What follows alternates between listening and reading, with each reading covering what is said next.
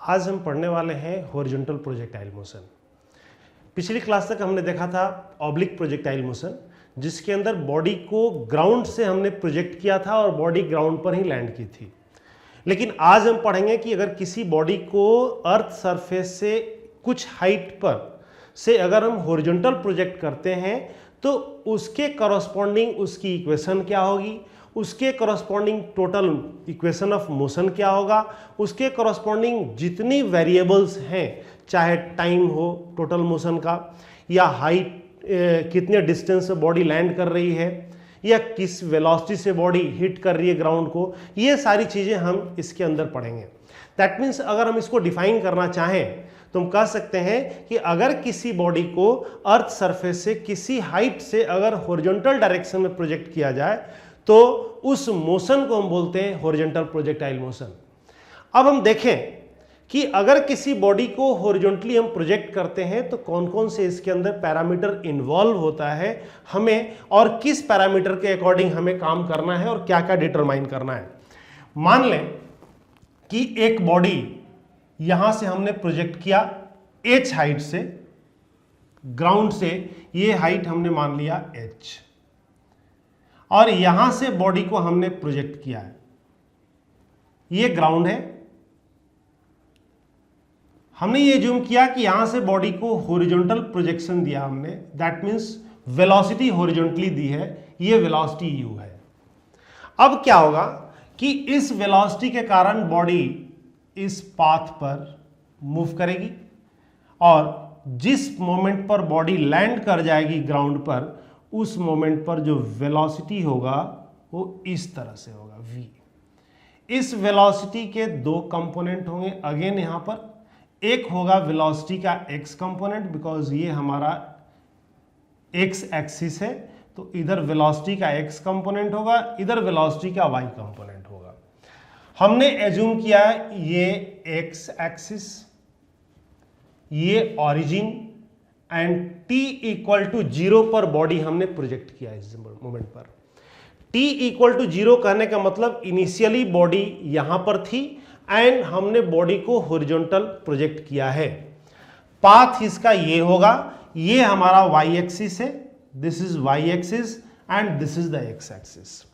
अब देखिए इस टोटल एपिसोड के अंदर क्या क्या है, तो g फील्ड डाउनवर्ड डायरेक्शन में एक्ट कर रही है। कहने का मतलब कि acceleration due to gravity y axis के अलोंग है, x एक्सिस के अलोंग कोई भी एक्सेलरेशन नहीं है। यहां भी a का x कंपोनेंट क्या होगा, 0, मतलब हॉरिजॉन्टल डायरेक्शन में कोई एक्सेलरेशन नहीं है। अगर यहां भी हॉरिजॉन्टल डायरेक्शन में कोई एक्सेलरेशन नहीं है, इसका मतलब ये हो गया कि चेंज इन वेलोसिटी का रेट जो होगा x एक्सिस के अलोंग 0 हो जाएगा, और तब हम कह सकते हैं कि वेलोसिटी का x component along x axis क्या होगा, तो ये कांस्टेंट होगा। यानी कि till the moment when body is projected from height h and till the moment when body land on the ground, इस मोमेंट तक जितनी हॉरिजॉन्टल वेलोसिटी होगी वो सारी कांस्टेंट होगी। ये सारी हॉरिजॉन्टल वेलोसिटी हमारी u मिलेगी, वर्टिकल वेलोसिटी क्या होगी, चेंज होते जाएगी। तो हॉरिजॉन्टल वेलोसिटी आपकी कांस्टेंट रहेगी थ्रू आउट द मोशन, सिर्फ चेंज क्या हो रहा है, तो वर्टिकल डायरेक्शन की वेलोसिटी। और हमें पता है कि जब बॉडी यहां से नीचे आते जाएगी तो g के डायरेक्शन में बॉडी आ रही है, इसका मतलब वेलोसिटी इंक्रीज होते जाएगी, एंड जिस मोमेंट पर बॉडी हिट कर जाएगा इस मोमेंट पर वेलोसिटी का जो y कोऑर्डिनेट होगा सबसे ज्यादा होगा। अब एक चीज और देखा जाए कि हमने मान लिया कि किसी इंस्टेंट पर बॉडी यहां पहुंच जाती है, इंस्टेंटेनियस, t इक्वल टू 0 पर हमने प्रोजेक्ट किया था, t इक्वल टू t पर बॉडी p पॉइंट पर पहुंच गई, इस p पॉइंट पर, जहां इस पॉइंट का कोऑर्डिनेट क्या है, x y है, एंड ये टाइम हो गया t इक्वल टू t पर। अब देखिए इस टाइम इसका डिस्प्लेसमेंट वेक्टर कितना होगा, r होगा with respect two point of projection. इस जगह पर x कंपोनेंट हमारा ये हो गया, y कंपोनेंट हमारा ये हो गया।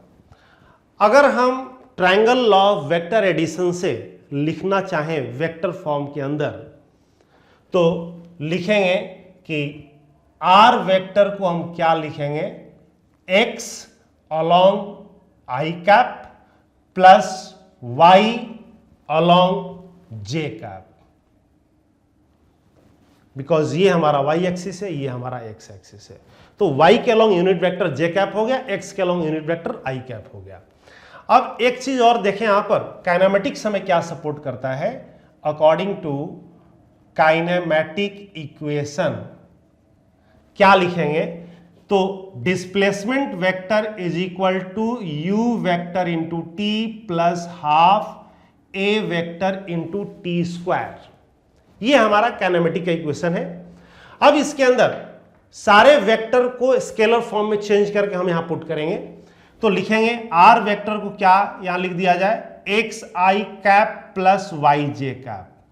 u वेक्टर को लिखेंगे u along I cap into t plus half a हो जाएगा g along j cap into T square. अब इस जगह पर i एंड j कोफिशिएंट को सेपरेट हम उठा लें यहां से, तो x कोऑर्डिनेट हो जाएगा u into T, this is first equation, and y coordinate कितना हो जाएगा, तो सिर्फ half g into T square, this is second equation. अब देखिए, कल भी मैंने बताया था कि हमारे लिए सबसे इंपॉर्टेंट इक्वेशन ये दो इक्वेशंस हैं। ऑब्लिक प्रोजेक्टाइल में हमने कहा था कि जो x एंड y कोऑर्डिनेट की इक्वेशन थी वो दोनों इंपॉर्टेंट इक्वेशन थी। यहां भी हम ये बोल रहे हैं कि ये दोनों इक्वेशन इंपॉर्टेंट इक्वेशन है। इन दोनों इक्वेशन के सहारे हम सारी चीज डिराइव कर सकते हैं। अब एक चीज और ध्यान दें कि जिस टाइम बॉडी हिट कर रही है ग्राउंड को, उस टाइम डिस्टेंस कितना ट्रेवल किया बॉडी, s, और वर्टिकल से थीटा एंगल पर हिट किया बॉडी। देखिए इस जगह पर क्या लिखेंगे, when body land on the ground, जिस टाइम बॉडी ग्राउंड पर लैंड कर जाएगी उस टाइम क्या क्या होगा, आपका y कोऑर्डिनेट बढ़ते बढ़ते बढ़ते बढ़ते h हो जाएगा एंड x कोऑर्डिनेट बढ़ते बढ़ते s हो जाएगा। तो ये हम अभी देखेंगे। अभी फर्स्ट हम ये देखें कि इसका इक्वेशन ऑफ पाथ कैसे निकाला जा सकता है। तो मैंने बताया था जब भी इक्वेशन ऑफ ट्रैजेक्टरी या इक्वेशन ऑफ पाथ निकालना होगा, हमेशा हमारा टारगेट ये होना चाहिए y in the function of x। तो पहले इक्वेशन से क्या लिखेंगे, इस इक्वेशन से t हो जाएगा x बाई यू, और इस t की वैल्यू सेकेंड इक्वेशन में अगर पुट कर दें तो y इज इक्वल टू लिख सकते हैं half g into x by you का होल स्क्वायर, और तब हमारा इक्वेशन आ गया gx square by 2u square. तो y इज इक्वल टू आ गया gx square by 2u square. अब देखिए ये इक्वेशन x का क्वाड्रेटिक फंक्शन है। क्वाड्रेटिक फंक्शन का मतलब ये हो गया कि वेरिएबल का पावर 2, और इस क्वाड्रेटिक फंक्शन का जो ग्राफ होगा पैराबोलिक होगा। तो हम कहेंगे this is equation of trajectory, and और इसी को बोलेंगे equation of path. From this equation we can say that projectile follows parabolic path.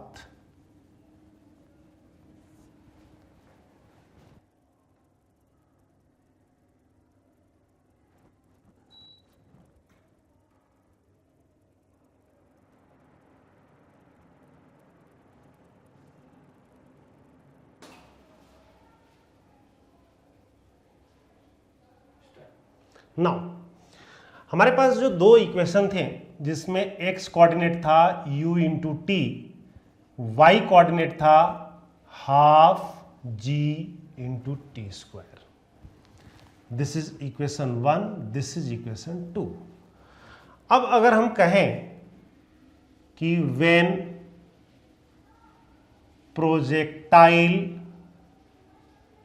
Land on ground, जब प्रोजेक्टाइल ग्राउंड पर लैंड कर जाएगा उस मोमेंट पर y कोऑर्डिनेट बढ़ते बढ़ते बढ़ते h के इक्वल हो जाएगा, तो उस टाइम y h के इक्वल हो गया।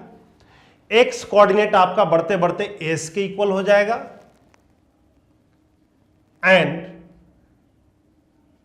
t हो जाएगा टाइम ऑफ फ्लाइट t के इक्वल, कैपिटल T। अब अगर हम इक्वेशन 2 से लिखें, from equation 2 h is equal to half g into T square. Clear?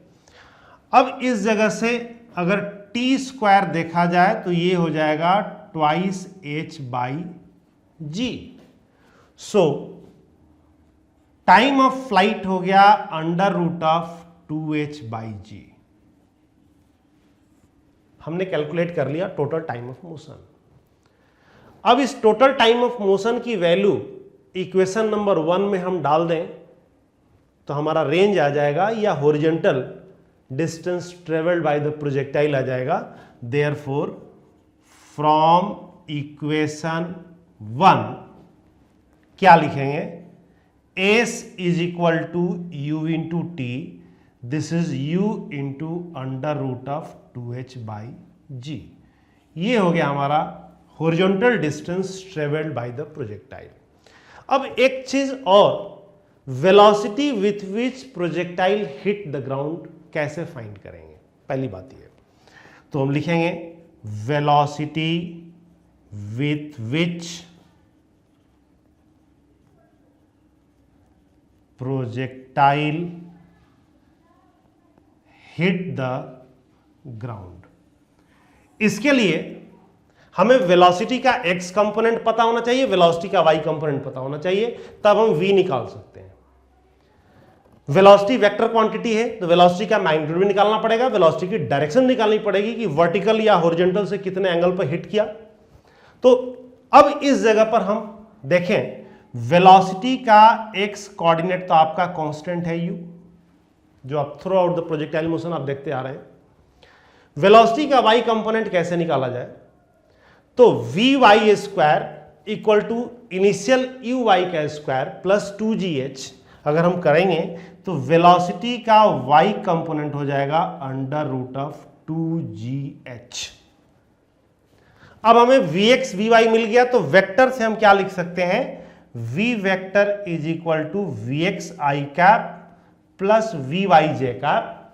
Therefore v का मैग्नीट्यूड हो जाएगा under root of vx square plus vy square, और इसको हम डेटा सब्स्टिट्यूट कर दें तो ये आ जाएगा हमारा u square plus 2gh। That means इतने वेलोसिटी से प्रोजेक्टाइल ग्राउंड को हिट कर रहा है। अब अभी मैंने बताया कि हमें साथ ही साथ डायरेक्शन भी निकालना पड़ेगा कि कितने एंगल पर हिट कर रहा है। हमने अभी देखा है डायग्राम से, डायग्राम में हमने मान लिया ये कि जिस वेलोसिटी से प्रोजेक्टाइल ग्राउंड को हिट कर रहा है ये वेलोसिटी वर्टिकल से थीटा एंगल पर है। तो डायरेक्शन के लिए हम लिखेंगे tan theta is equal to, direction के लिए हम इस जगह पर क्या लिखेंगे? tan theta is equal to this vx upon vy। एक चीज यहां पर कंफ्यूज ये नहीं होना है कि coefficient of j cap upon coefficient of i cap लिखेंगे, बिकॉज जनरली बच्चे यही गड़बड़ी करते हैं। अगर वेलोसिटी अगर हम निकाल रहे हैं मैग्नीट्यूड, तो डायरेक्शन के अंदर अगर हम coefficient of j upon coefficient of i लिख रहे हैं तो वो एंगल x एक्सिस से बताएगा, लेकिन इधर हमने y एक्सिस से एंगल लिया हुआ है, इसलिए हम लिखेंगे vx अपॉन vy। तो vx है हमारा u और vy है under root of 2gh। Therefore theta कितना हो जाएगा? तो tan inverse u upon under root of 2gh। यहां पर लिखना पड़ेगा रेफरेंस विद वर्टिकल।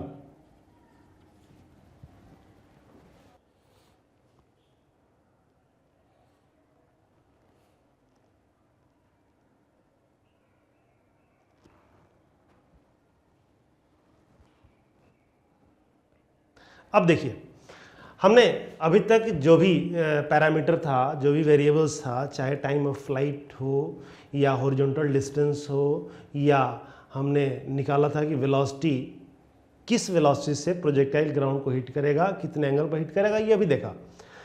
अगर कभी क्वेश्चन में आता है कि इंस्टेंटेनियस डिस्प्लेसमेंट क्या होगा प्रोजेक्टाइल का with respect two point of projection, अगर ये निकालने के लिए आ जाए तब हम कैसे काम करेंगे, तो लिखेंगे यहां पर calculation of instantaneous displacement of projectile. इसका मतलब ये होता है कि किसी भी इंस्टेंट पर प्रोजेक्टाइल जहां पहुंचा है अपने ट्रैजेक्टरी पर, उसका लोकेशन पॉइंट ऑफ प्रोजेक्शन से कितना होगा। हमने यहां डायग्राम में देखा आर वेक्टर, हमारा टारगेट है आर वेक्टर का मैग्नीट्यूड कितना होना चाहिए, ये कैलकुलेट करना है। मतलब किसी इंस्टेंट ऑफ टाइम पर अगर हम एक्स कोऑर्डिनेट निकाल लें, किसी इंस्टेंट ऑफ टाइम पर हम वाई कोऑर्डिनेट निकाल लें, तो उस इंस्टेंट ऑफ टाइम पर हम डिस्प्लेसमेंट निकाल सकते हैं using the formula r equal to under root of x square plus y square. तो हमारे पास जो इक्वेशन था वो क्या था,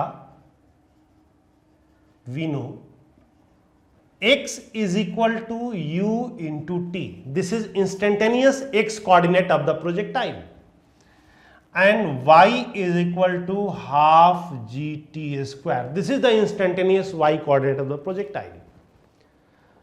अब अगर हम triangle law of vector addition से लिखें, according to triangle law of vector addition क्या होगा, तो r vector is equal to x along i cap plus y along j cap, ये लिख सकते हैं बिकॉज y इधर है, j कैप के अलोंग, x इधर है, i कैप के अलोंग। तो r का मैग्नीट्यूड कितना होगा, तो under root of x square plus y square.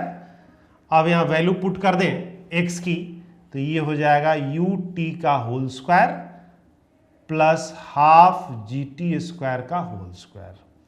तो यहां से हम लिख सकते हैं u square T square plus जी स्क्वायर टी पावर 4/4। अगर इसको और सिंप्लीफाई करें आप, तो ये हो जाएगा t/2 root under 4u square plus ji square T square. Because हमने एलसीएम ले लिया 4 को एलसीएम लेके हमने बाहर कर दिया 2, और ये 4 यहाँ मल्टीप्लाई हो जाएगा, तो 4u square T square plus जी स्क्वायर टी पावर 4, हमने टी स्क्वायर को भी बाहर कर दिया t से, तो अंदर बच गया 4u स्क्वायर प्लस जी स्क्वायर, और यहाँ पर t पावर 4 से टी स्क्वायर निकाल दिया तो टी स्क्वायर बच गया। ये हमारा हो गया r का मैग्नीट्यूड। मतलब इंस्टेंटेनियस डिस्प्लेसमेंट अगर निकालना होगा, हम इस फॉर्मूला को यूज करके इंस्टेंटेनियस डिस्प्लेसमेंट निकाल सकते हैं। अब एक चीज और, इंस्टेंटेनियस डिस्प्लेसमेंट की डायरेक्शन क्या होगी। डायरेक्शन आप एक्स एक्सिस से निकाल लें, आप वाई एक्सिस से निकाल लें, कहीं से भी निकाल सकते हैं, बट ध्यान रहे कि अगर इस इक्वेशन से डायरेक्शन आप निकाल रहे हैं तो डायरेक्शन एक्स एक्सिस से आएगा, और अगर बाय द फिगर डायग्राम के अकॉर्डिंग आप डायरेक्शन निकाल रहे हैं तो आप फ्री हैं, चाहे आप वाई एक्सिस से डायरेक्शन निकालें या एक्सिस से डायरेक्शन निकालें। अब देखें, हमने मान लिया कि ये वर्टिकल से अल्फा एंगल पर रिजल्टेंट है, हमने ये माना है with the help of diagram. इस वेक्टर के अकॉर्डिंग हम नहीं जा रहे हैं, डायग्राम के अकॉर्डिंग हम चल रहे हैं। इसलिए फिर अगेन मैं बता रहा हूं, कंफ्यूज होने की जरूरत नहीं है। कभी भी अगर इस इक्वेशन से अगर आप निकालते हैं डायरेक्शन, वो आएगा एक्स एक्सिस के साथ में, हमने वाई एक्सिस के साथ में एंगल लिया है, तो हम इस इक्वेशन के थ्रू नहीं जाएंगे, हम डायग्राम के थ्रू जाएंगे। तो direction of the instantaneous displacement कितना होगा, तो डायरेक्शन के लिए लिखेंगे फ्रॉम फिगर क्या होगा, tan alpha is equal to this, that means x coordinate, this that means y coordinate। तो ये हो जाएगा x अपॉन वाई। x की वैल्यू क्या है ut, y की वैल्यू क्या है हाफ जी टी स्क्वायर। एक t से t कट गया, 2 को ऊपर ले जाएंगे तो ये हो जाएगा 2u upon G T. Therefore alpha कितना हो गया, तो tan inverse 2u upon G T. ये किसके साथ है, रेफरेंस देना बहुत जरूरी है, विद वर्टिकल और वाई एक्सिस। ये हमारा डायरेक्शन आया इंस्टेंटेनियस डिस्प्लेसमेंट का। इंस्टेंटेनियस डिस्प्लेसमेंट का ये हमारा क्या है, मैग्नीट्यूड है।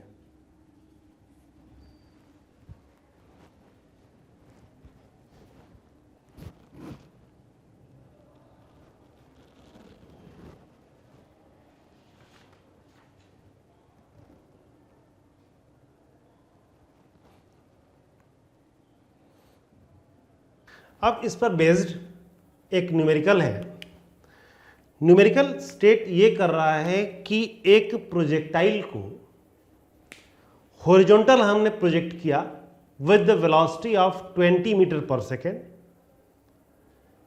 कितने हाइट पर, 45 मीटर की हाइट से हमने प्रोजेक्ट किया, ग्राउंड से 45 मीटर की हाइट से एक प्रोजेक्टाइल को हॉरिजॉन्टली प्रोजेक्ट किया हमने 20 मीटर पर सेकेंड की स्पीड से। ये दो डेटा आपको गिवन है। फाइंड करना है total time of motion, find करना है horizontal distance travelled by the projectile before it hit the ground, find करना है with what velocity projectile hit the ground and at what angle projectile hit the ground. ये सारी चीजें हमने अभी देखी हैं थ्योरी के अंदर। हम उसकी एप्लीकेशन देखेंगे यहां पर कि हम कैसे अप्लाई कर रहे हैं न्यूमेरिकल के अंदर। अगर हम देखें इस जगह पर क्वेश्चन के अकॉर्डिंग बोला गया है आपको कि प्रोजेक्टाइल को हॉरिजॉन्टली प्रोजेक्ट किया गया 45 मीटर की हाइट से, ये ग्राउंड हो गया, और यहां से प्रोजेक्ट किया गया, ये हाइट आपको गिवन है 45 मीटर, मतलब h एक तरीके से आपको दिया गया है। थ्योरी में हमने इसको h एज्यूम किया था। एंड हॉरिजॉन्टल प्रोजेक्शन है 20 मीटर पर सेकेंड का स्पीड है, तो एक तरीके से आपको u दे दिया गया है, इनिशियल वेलोसिटी। पाथ कैसा होगा, पैराबोलिक। तो यहां पर प्रोजेक्टाइल का पाथ इस तरीके से हमने दिखाया। जिस मोमेंट पर प्रोजेक्टाइल ग्राउंड को हिट कर रहा है, इस मोमेंट पर वेलोसिटी v है, ये वेलोसिटी का y कंपोनेंट, ये वेलोसिटी का x कंपोनेंट। हमें निकालना है ये हॉरिजॉन्टल डिस्टेंस कितना होगा, s निकालना है। g फील्ड के अंदर प्रोजेक्टाइल प्रोजेक्ट किया गया है और दे रखा है take g equal to 10 metre पर सेकेंड स्क्वायर। ये हमने यूज करना है डाटा। तो सबसे पहले हम लिखेंगे गिवन क्या है क्वेश्चन में। गिवन है h equal to 45 metre, u equal to 20 metre पर second, g equal to 10 metre पर सेकेंड स्क्वायर। ये डाटा आपको गिवन है। फाइंड क्या करना है, फाइंड करना है total time of motion, find करना है horizontal distance travelled by the projectile before it hit the ground, find करना है velocity with which projectile hit the ground, and also find करना है कितने एंगल पर प्रोजेक्टाइल ग्राउंड को हिट करता है, दैट मीन्स थीटा। ये सारी चीजें हमें फाइंड करनी है। हम जानते हैं, वी नो, इसका सॉल्यूशन में हम लिखेंगे, हमें पता है t equal to under root of 2h by G. अभी फॉर्मूला हमने डिराइव किया। ये simply put the data 2 into H कितना हो गया 45 divided by 10, 45 into 2 90, 90 divided by 10 9, this is equal to under root of 9 and this is equal to 3 metre 3 second, this is equal to 3 second. Now S equal to पता है हमें u under root of 2h by G, this is equal to u given है 20 into under root of 2h by G की value निकाल लिया हमने 3 second, तो 20 into 3 this is 60 metre. फिर हमें v निकालना है. v के लिए फॉर्मूला हमारे पास है under root of u square plus 2gh, u square that means 20 का स्क्वायर प्लस 2 इंटू 10 इंटू 45 का स्क्वायर 2gh. अब ये सॉल्व करने के बाद आ जाएगा 400 प्लस 45 इंटू 2 90 इंटू 10 900 का स्क्वायर. तो यहां से आप कैलकुलेट कर सकते हैं अंडर रूट ऑफ 400 प्लस ये हो जाएगा 81 into 10 to the power 4 and after taking a root of these data you can find velocity. This is meter per second. अब हमें निकालना है कितने एंगल पर प्रोजेक्टाइल हिट किया. उसके लिए हमारे पास फॉर्मूला है theta equal to tan inverse velocity का x कंपोनेंट, तो throughout x component of velocity 20 metre पर सेकेंड ही होगी, क्योंकि हमें पता है हॉरिजॉन्टल डायरेक्शन की वेलोसिटी चेंज नहीं होती है. तो वेलोसिटी का x कंपोनेंट अपॉन वेलोसिटी का y कंपोनेंट, ये हो जाएगा tan इनवर्स वेलोसिटी का x कंपोनेंट कितना है 20 एंड वेलोसिटी का y कंपोनेंट कितना है अंडर रूट ऑफ 2gh. तो अंडर रूट ऑफ 2gh हम करेंगे तो 2gh की वैल्यू आ गई हमारी 45 इंटू 2 90 इंटू 10 900, 900 का रूट लेंगे तो 30 आ जाएगा. This is equal to 30. Cancel out. This is equal to tan inverse 2/3 with vertical. This is the answer. तो इस तरीके से हमने देखा कि जो हमने भी पढ़ा था उसको हमने अप्लाई करके फॉर्मूले को और किस किस तरीके से जो अननोन डाटा था उसको हमने कैलकुलेट किया है.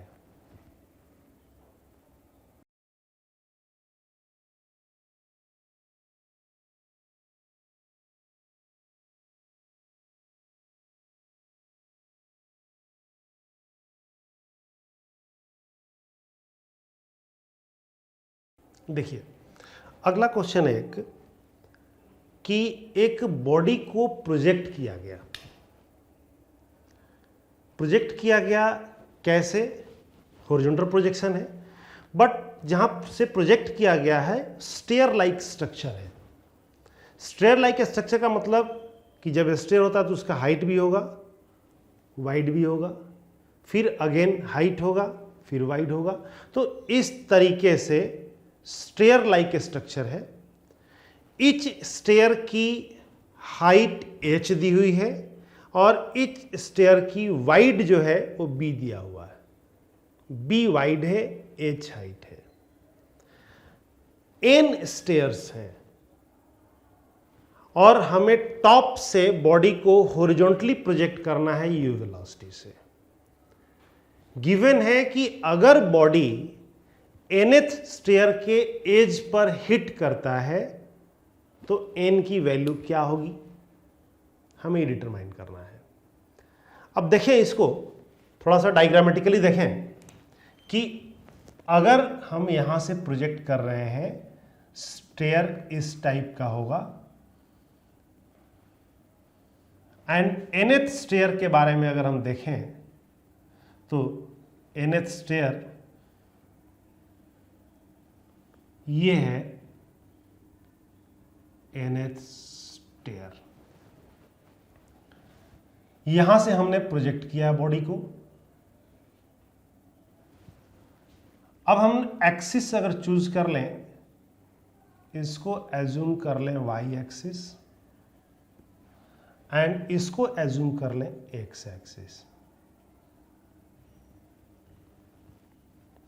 ये हमारा x एक्सिस है, ये हमारा y एक्सिस है।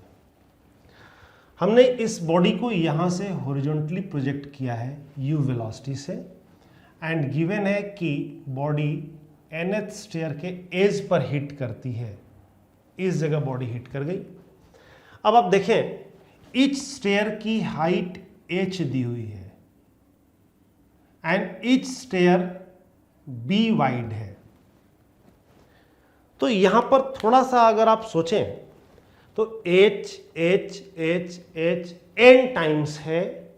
तो पूरा जब तक कि बॉडी पॉइंट ऑफ प्रोजेक्शन से और जब तक हिट कर जाती है nth स्टेयर पर, तो वर्टिकल कितना डिस्टेंस ट्रेवल किया बॉडी, तो h h n times add करेंगे तो n h आ जाएगा। दैट मीन्स यहां से अगर वर्टिकल हाइट देखा जाए तो ये हो जाएगा n h। हमारे पास कैपिटल H की वैल्यू मिल गई इससे। दूसरी चीज, हॉरिजॉन्टल डिस्टेंस कितना ट्रेवल किया projectile before it hit the ground, देखिए b b b n times. तो हॉरिजॉन्टल डिस्टेंस पूरा पूरा क्या हो जाएगा, n टाइम्स ऑफ b हो जाएगा। तो ये हो गया s is equal to n times of b, जबकि ये एज पर हिट कर रहा है उस मोमेंट तक। इस गैप से कंफ्यूज होने की जरूरत नहीं। ये जो गैप है हमारा एक्सिस एग्जैक्टली यहां होना चाहिए। ये गैप नेग्लिजिबल है, इसलिए ये नहीं सोचें आप कि एन बी प्लस ये भी गैप होगा, नहीं, ये गैप है नहीं, ये नेग्लिजिबल गैप है। हमने एक्सिस को अगर हम यहाँ दिखाते तो थोड़ा सा ये हाइट हमारा ना छुप जाता, इसलिए हमने इसको थोड़ा सा सेपरेट करके दिखाया है। इसलिए आप यहाँ कंफ्यूज नहीं होना। अब देखो, हमारे पास s मिल गया, हमारे पास h मिल गया, तो गिवन डाटा पहले हम लिखेंगे। गिवन क्या है, तो h है हमारा n times of h, s है हमारा n टाइम्स ऑफ b। अब हमें यह देखना है कि फॉर्मूला s का क्या होता है h के टर्म में। तो we know what s is equal to u under root of 2h by g। ये फॉर्मूला हमने अभी पढ़ा है हॉरिजॉन्टल प्रोजेक्टाइल मोशन के अंदर। अगेन s एंड h का डाटा सब्स्टिट्यूट कर दिया जाए। गिवन में इनिशियल वेलोसिटी भी दी हुई है, g ऑलवेज एक्ट कर रहा है डाउनवर्ड डायरेक्शन के अंदर। अब यहां पर s की वैल्यू अगर हम सब्स्टिट्यूट कर दें तो N B is equal to U under root of twice into N H divided by G. ये आ गया हमारा। अब देखिए यहां पर क्या है, इधर रूट नहीं है, इधर रूट है। अगर हम स्क्वायरिंग कर दें दोनों तरफ तो ये रूट हट जाएगा। तो लिखेंगे स्क्वायरिंग बोथ साइड, तो ये हो गया N square B square is equal to U square into 2NH by G. ये आ गया। अब यहां से n से एक n कैंसिल हो गया, बचा क्या, तो N B square is equal to twice H U square by G आ गया। तो यहां से आप n लिख सकते हैं twice H U square by G B square. ये आ गया हमारा n का वैल्यू। अब इसके अंदर दो तरीके से क्वेश्चन पूछा जा सकता है।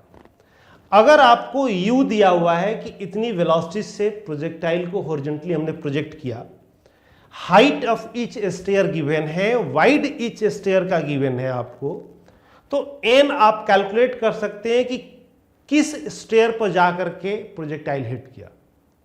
nवां स्टेयर, n की वैल्यू क्या होगी निकाल सकते हैं। अदरवाइज क्वेश्चन को जरा सा आप रिवर्स करें। अगर n दिया हुआ है कि 5वें स्टेयर पर या 6ठे स्टेयर पर या 8वें स्टेयर पर हिट कर रहा है, तो n की वैल्यू आपको पता हो गई, हाइट और विड्थ पता है स्टेयर का, तो हम वहां से u निकाल सकते हैं कि टॉप ऑफ द स्टेयर से बॉडी को किस वेलोसिटी से प्रोजेक्ट किया गया होगा। तो उसके लिए हम यहां से लिख सकते हैं अगेन कि क्या GNB² equal to 2HU²। This implies U equal to under root of GNB² divided by 2H। इस फॉर्मूला को यूज करके हम निकाल सकते हैं किस वेलोसिटी से प्रोजेक्ट किया गया है। इस फॉर्मूला को यूज करके हम निकाल सकते हैं कि किस स्टेयर पर जाकर के बॉडी हिट कर गया। इस फॉर्मूला से हम यह निकाल सकते हैं कि किस स्टेयर पर बॉडी हिट किया, और इस फॉर्मूला से हम ये निकाल सकते हैं कि अगर nth स्टेयर पर बॉडी हिट किया तो किस वेलोसिटी से उसको प्रोजेक्ट किया गया होगा।